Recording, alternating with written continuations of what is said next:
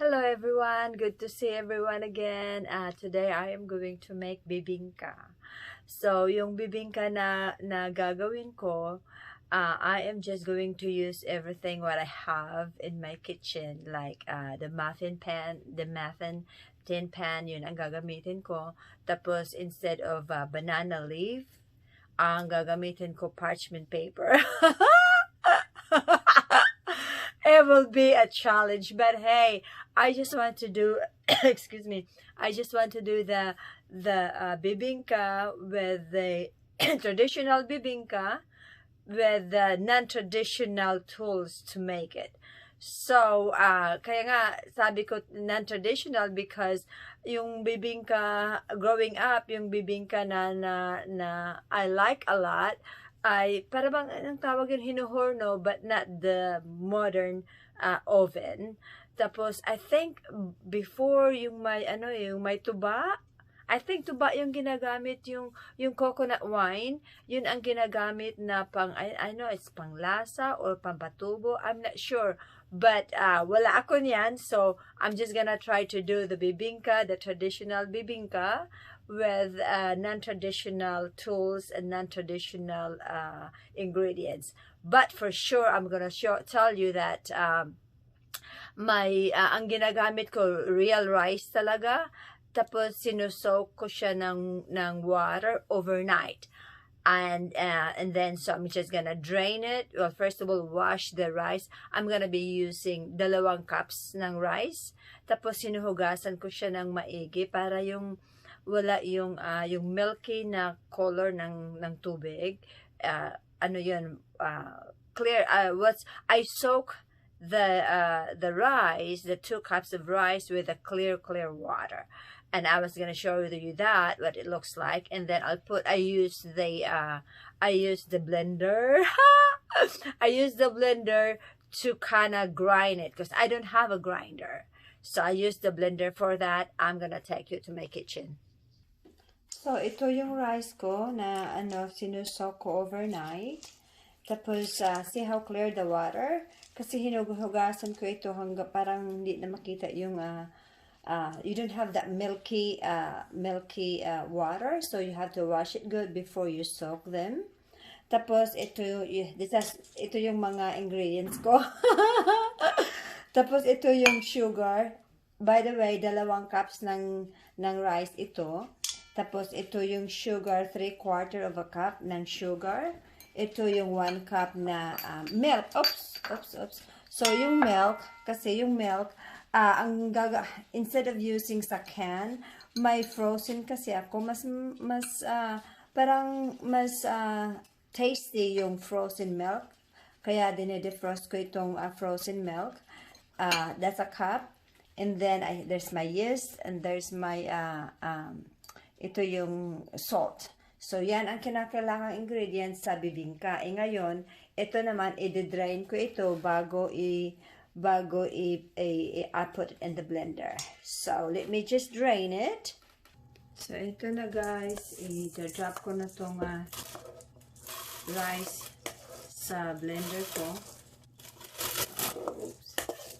Just like so.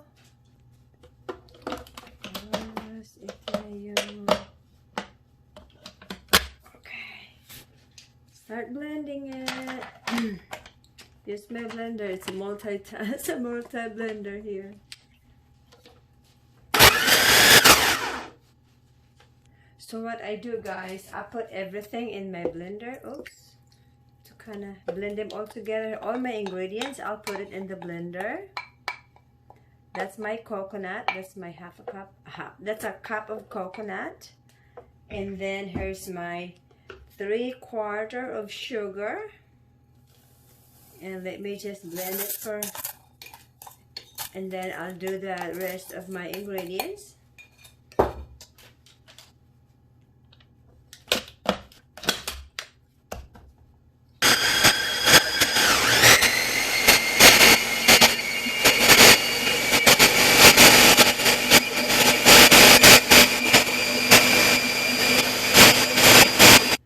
So here's my salt.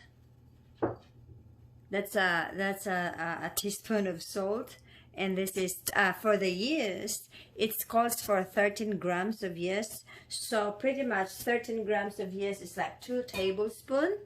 So I have that 2 tablespoons. I mean, no, not tablespoon, 2 teaspoons. My goodness, I don't know how to talk anymore. Get excited again as normal. So yeah, 2 teaspoons of dry yeast I'm putting in there, and then I'll give it a final. I'll give it a final spin.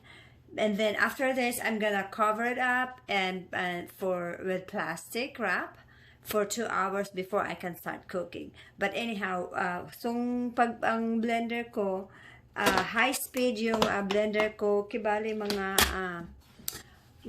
it depends kind of like as you feel it. Depende, parang makita mo na blended well, pati yung rice soft na para ng flour, then you can go ahead stop doing it. Probably, if I have to guess, probably around I would give it at least at 10-15 minutes. Well, that's probably too much. 5 to 10, how about that? I always check it. So guys, I ended up blending it or mixing it 5 minutes, a minute at a time. I kept checking to make sure that the texture is kind of like floury soft. So it's smooth right now. It's like blending a smoothie. That's kind of the texture you want it to get. And then that's my blending's done. So now I am going to pour my blended mixture into my pan so that I can cover it with saran wrap and set it at room temperature for 2 hours before I can put it in my mold and para magsimula yung baking ko. Alright. Ayun, lagyan ko na ng saran wrap. Make sure na walang air gets in there so that it can start rising. And then I will magbe-bake ako after 2 hours, guys. Ang gagamitin, nakita ako pala yung muffin liner. So yun ang gagamitin ko, muffin liner instead of banana leaf. Hindi kasi ako nakabili ng banana leaf from the store. But oh well, I'm just gonna try this one and see if I'm sure the banana leaf nagbibigay ng a savory flavor and good smell like the Filipino banana. Pero I'm sorry, the Filipina bibingka. So ayun, dito na magsisimula yung 2 hours na, guys. 2 hours is up. Just open it like that, and I'll give it a little stir. I-mix na hindi naman masyado para lang mawala yung mga bubbles. Kasi nung nag-wait tayo ng 2 hours, nag-rise naman ito. Kaya bubbles kukunin muna by stirring it gently. Guys, pasensya na kayo. Wala akong masyadong maraming Tagalog vocabulary. Ngayon, ang gagawin natin, kaya nga sabi ko, ang gagamitin ko ngayon ay itong muffin tin. And then I have my muffin liner. So I'm gonna try it this way. I'm just gonna pour some into it, okay? Siya nga pala, guys, habang nag-pour ako ng butter ko dito sa muffin pan, I preheated my oven to 360 degrees.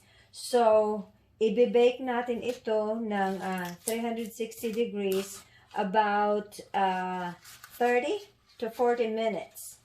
So, ayan lang. Gaano yung bibingka ko ngayon. Oh my goodness, I'm enjoying it. Excuse me. Yeah, ready na ipapasok sa oven. Like I said, i-bake ko ito ng 30 to 40 minutes, 360 degrees. Minsan kasi, ang time sa pag-bake nito, depende din naman kasi sa oven nyo. Yung ibang oven kasi mas mas high ang temperature pagka depende naman sa altitude. So we'll just see, we'll just keep testing it. When my 30 minutes is up, then I will try to see if it's done, or if it's not, then keep on going. Oh, look at that. I wish you guys here and you can smell it, because it just smells so good. My dogs. So anyhow, it smells so good, and I ended up binibake ito ng 35 minutes. So now I'm just gonna let it cool off, sit it for a little bit, cool off, and we're gonna have a tasting here in a few. I can't believe it, guys. It's just so good. I mean, you know, it kind of looks like a muffin, but it's bibingka. So when it's gonna cool off, then I will we'll have some tasting here. Look at this, guys. Here's my bibingka. I was gonna call this bibingka Bisaya, but walang dahon saging. So tawag na ko ani bibingkang Tisay. Bibingkang Tisay kay nga no, I'm using the muffin liner. So oh my goodness, it's so good. You know, the crusty part here, it's so good. Wow, and you can even tell the yung anong tawag doon, yung coconut milk. Tapos ito naman yung kape na Tisay din. Mixture of everything. So yan, good snacks. Bibingkang Tisay at saka kape na Tisay. Kaso lang, ang nagkaon, kuratan. So, salamat guys. Salamat guys. I hope you enjoy watching my video. I know it's all kind of like things that what I'm thinking, kung ano yung nasa utak ko. I'll try it. But you know, like I said, maybe next time I will do that. Bibili ako ng dahon saging. I don't know anong tawag yun sa Tagalog. But, lamit kayo, lamit. Namit gid ya? Namit gid bro. Bye guys, you take care. Be safe, and thanks for watching. And I hope to see you soon. Bye!